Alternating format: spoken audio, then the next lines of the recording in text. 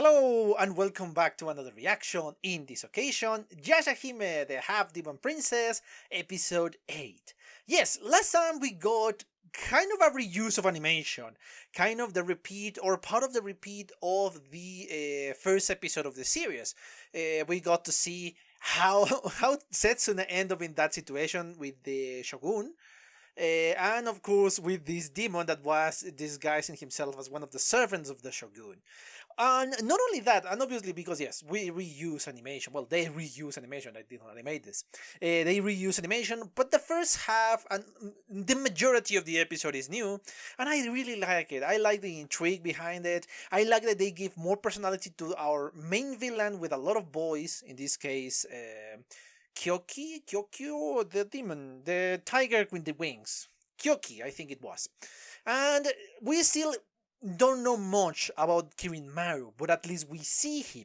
And we got our suspicious characters in the name of Riku the Pirate. Yes, I still have my notes because I knew I wanted to speak about this one in the presentation. So yes, I got a lot of stuff that is going on with the series, and I think we're starting to really move forward with it. Not only with the advancement of the character development, because we have seen that in the last episode with the training of Towa, but actually with the plot. The only problem I have with the last episode is just how little Moroha appeared, because as you know, she is my favorite character of the entire series because she deserves it. She's awesome, she's funny, she's cute. Oh, I love her. I really love Moroha. How adorable she is. It's a shame that is the only dent in the last episode because otherwise it was pretty good. But anyway, I am starting to ramble way too much in this presentation. Let's just quickly remind you that if you enjoy the content of the channel, please consider a subscription and turn notifications. If you enjoy the video, please give me a thumbs up and leave a comment so I know what you think about my reaction, the episode, or the commentary once you see it. Remember that in the description below is the reaction, is my Twitter, well, the links for my Twitter and for my Patreon too. So yes, I think I'm speaking way too much in this presentation. Let's just cut, set presentation and watch the video, shall we?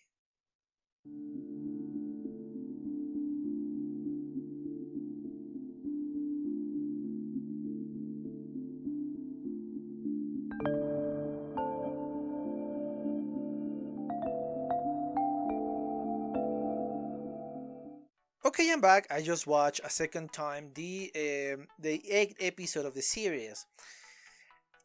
There are a lot of things that I want to say about this one. Obviously, the plot of the episode is your run-of-the-mill defeating the bad guy of the moment, or the continuation of the last episode in this case.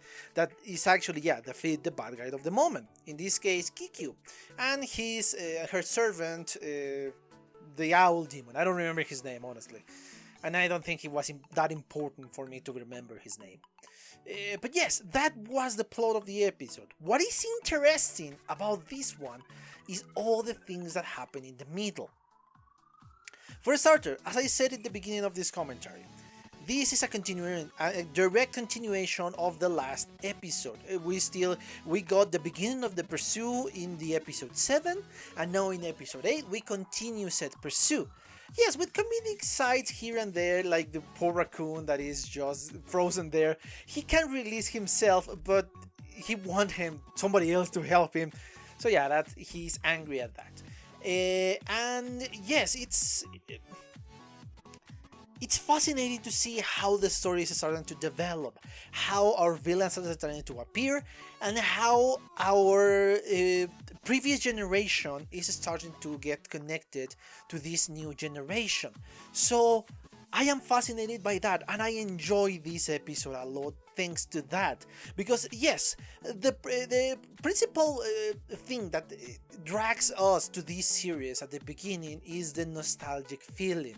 Is we want to see what happened to Inuyasha. We want to see how Inuyasha is now, how Kagome is, how Miroku, how Sango, how all of them are. Hell, how Sesshomaru is really doing.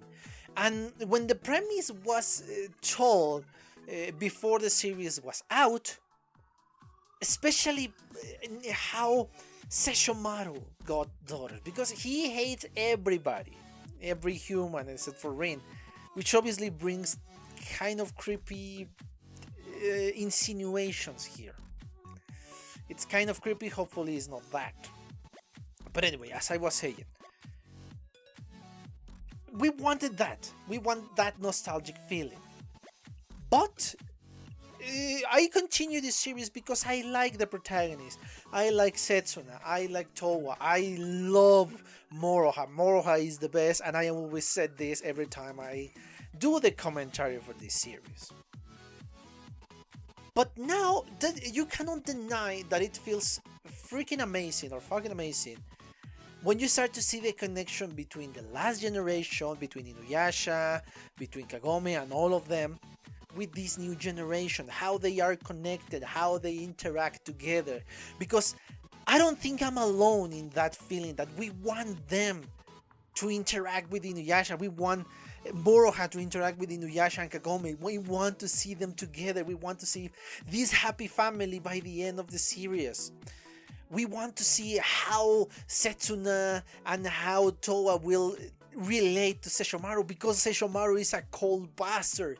This is obviously from the last series. I want to see an interaction between them, how they are going to behave, and I want to meet the mother, and hopefully it's not Rin. Anyway, moving on.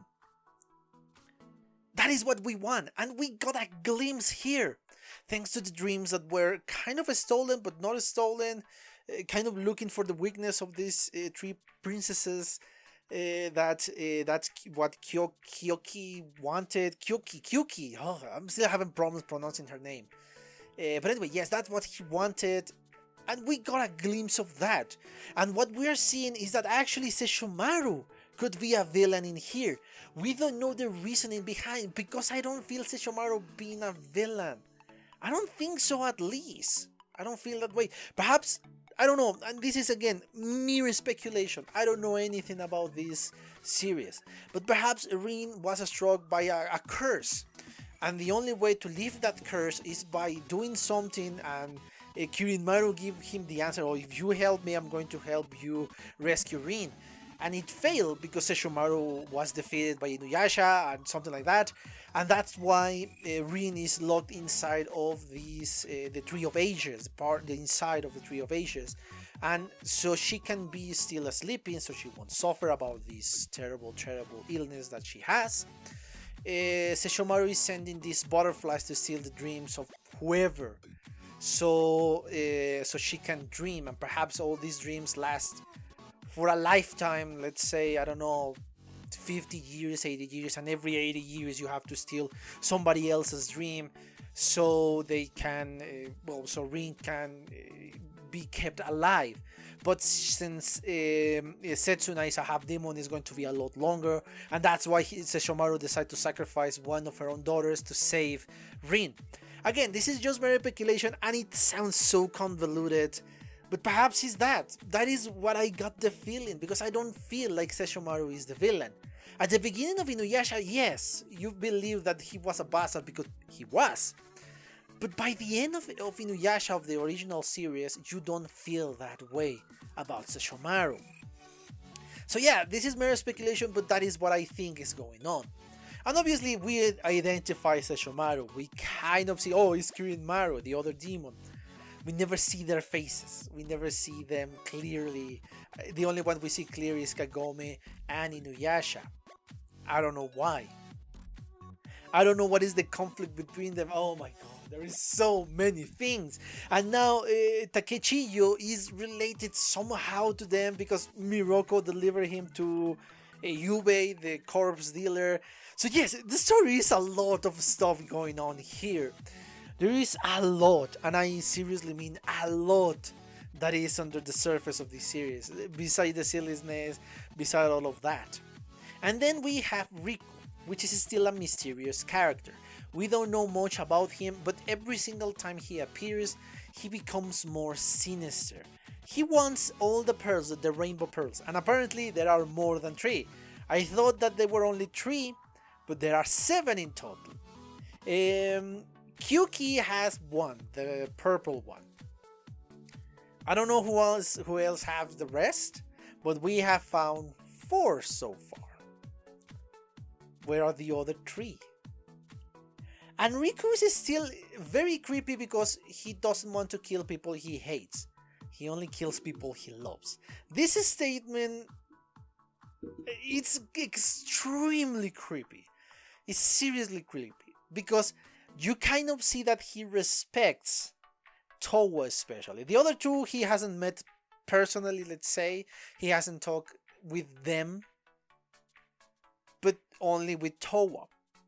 And this is kind of perhaps, oh, I love Towa, I will kill you. That is the implication I'm reading here. So still, Riku is obscenely powerful apparently, and he can create gold.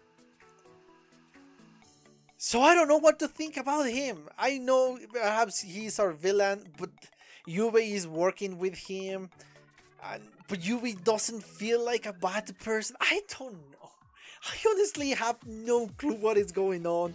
But I really, really want to know what the hell is going on with the series. Oh god, it's my brain is trying to process everything that is going on in the series. When I thought I am starting to understand something, bam, something else come around and yeah, it ruins that for me. Oh boy.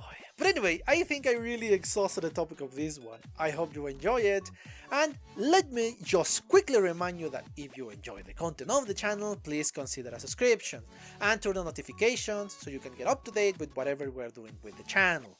If you enjoyed the video, please give me a thumbs up and leave a comment so I know what you think about my reaction, the episode, or the commentary. Remember that in the description we have the link for the reaction, but if you are here, you already know that. And we also have the link for my Twitter and the link for my Patreon. So yes, I think that's it for now. I hope you enjoy it, and I have nothing else to say, but thank you for your attention, and well, see you on the next one. Bye! Okay guys, I hope you enjoyed that video, and if you did, give it a like, so the algorithm from YouTube will help me out. And check my other videos, share them, and also why not subscribe to my channel and join this community. And as always, I want to thank you for your attention, your likes, and even your dislikes, your comments, which is something I always look forward to read. And yeah, once more, thanks and see you on the next one.